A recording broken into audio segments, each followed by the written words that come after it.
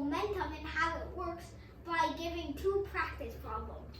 So I'm putting a lot of emphasis on momentum because it's going to be pretty important and pretty crucial in the modern parts of physics. So we're going to just go with the 2 problems. This is really kind of a lesson. So we're going to start with the first problem. So let's say you have 2 train cars.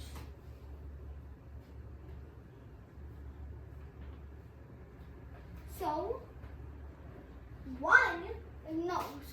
both of them are identical, except one is traveling at 24 meters per second and the other is at rest.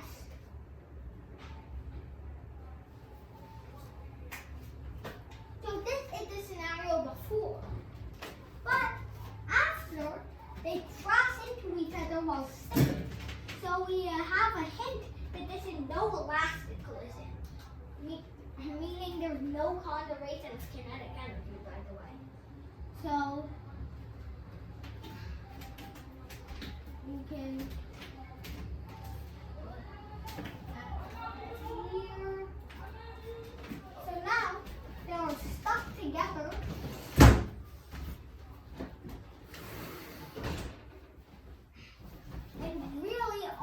They're stuck together and really only have one velocity, just like shifting rate.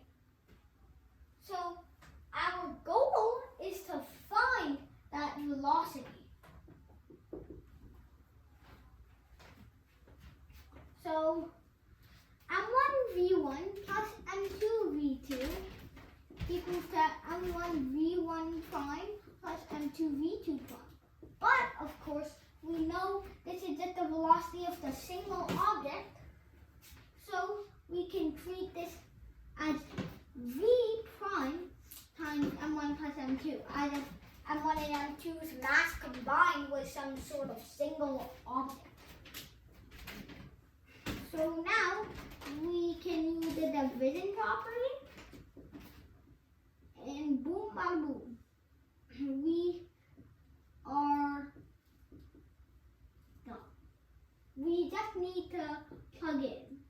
So M1V1, so that would be 10,000 times 24, 240,000.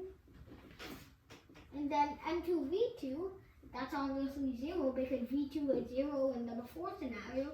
And V prime, wait, no. Why did I put that there? So M1 here is 10,000 and M2 here 10,000, so that makes up for 20,000. With 12 over 10, 1.2? No, 24 over 2, 12 meters per second is the velocity of the two lights. That's it? So, no, we have... Because you double the mass, that's why the velocity is half. Yeah. Mass and velocity... Mass initially was 10,000, so velocity 24. Mass double, which is 20,000, velocity get half. We can even find the momentum is same both sides. Can you show the momentum both sides, Professor? Before momentum, mv.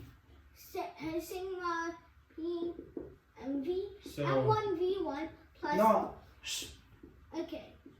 So, yeah, 0. the So, momentum here with 24 times 10,000, so 240,000. okay. Now, Momentum let's see what's going on the other side. Yeah. Here, and this is sigma p is mv, but there's really only one single mass, so 20,000 times 12 would still be 240,000. Okay, so momentum conserve, yeah? Yeah. So both, So we've both type of collision, momentum conserve. Yeah. So we've learned, we made a conclusion that mass and velocity have inverse relationships, Yeah. which we're going to demonstrate using the next problem. Oh, there is one more problem? Yeah. We're doing one more after school problem before you can leave for the day. Okay. Okay, so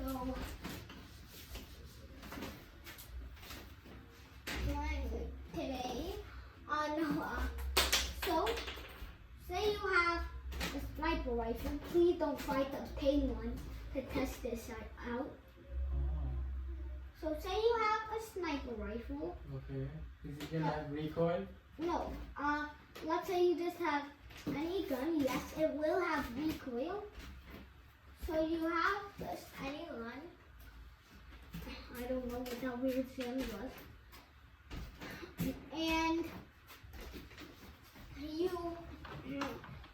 And you have a bullet inside the gun. So the bullet is 0.5 kilograms, 0.05 kilograms, and the rifle is 5 kilograms. So one thing we can take note of is that the mass of the bullet is 1/100th of the mass of the rifle. So Is this scenario before or after? this is scenario before. So scenario after, it jolts back, the gun jolts back with recoil velocity as the bullet shoots out. So the bullet has 120 meters per second. Velocity of the rifle, what is the recoil velocity of the rifle? So first, let's try to predict, make a hypothesis. So, What is the velocity of the bullet?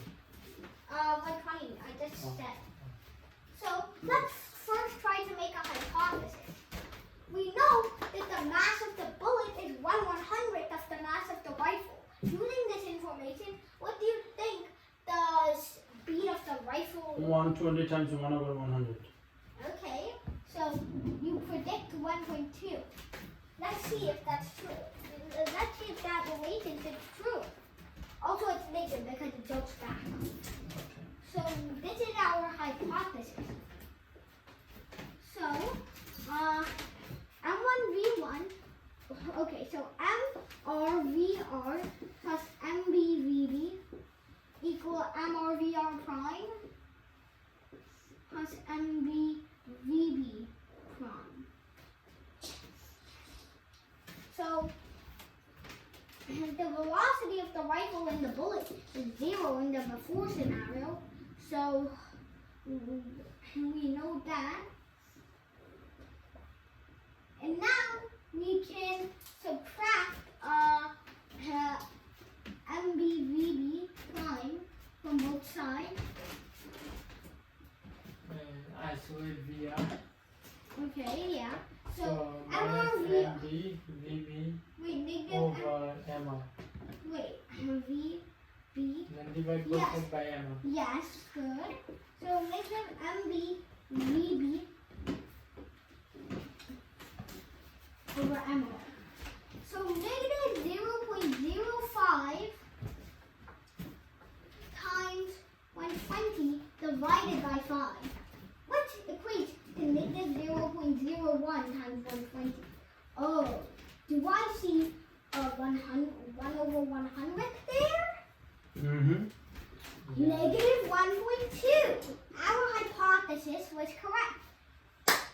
So what did we learn today? We learned that if the mass increases, velocity decreases. Yes, mass and velocity have an inverse relationship. Oh, okay. So bye everybody.